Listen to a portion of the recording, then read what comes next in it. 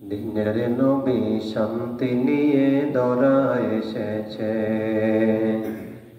দিনের নবী শান্তি নিয়ে ধরা এসেছে। অন্ধকারে রহমতেরই আলো জ্বেলেছে, অন্ধকারে রহমতেরই আলো জ্বেলেছে। দিনের নবী শান্তি নিয়ে ধরা এসেছে রে, দিনের নবী শান্তি নিয়ে ধরা এসেছে।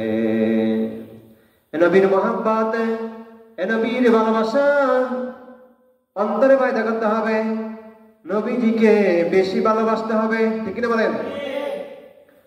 আল্লাহর বন্ধু মুহাম্মদ রাসূলুল্লাহ সাল্লাল্লাহু আলাইহি সাল্লামকে আপনার মা, আপনার বাবা, আপনার ভাই বোন, স্ত্রী, পুত্র, বিবি, বাবা, বাচ্চা, ধন সম্পদ সবকিছুর চাইতে নবীজিকে বেশি মহব্বত করতে হবে, ঠিক না বলেন?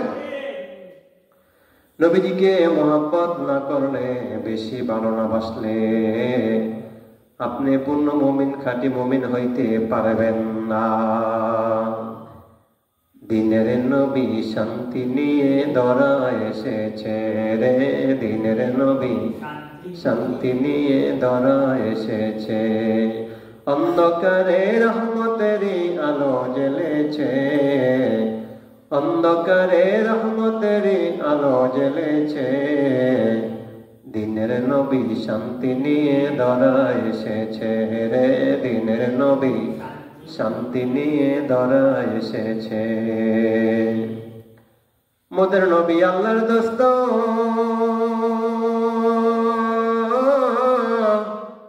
দিন কায়েমে কত কষ্ট, বলেন দিনের নবী আল্লাহর দোস্ত, দিন কায়েমে কত কষ্ট। অন্ধকারে রহমতেরই আলো জ্বেলেছে, অন্ধকারে রহমতেরই আলো জ্বেলেছে। দিনের নবী শান্তি নিয়ে ধরা এসেছে রে, দিনের নবী শান্তি নিয়ে ধরা এসেছে।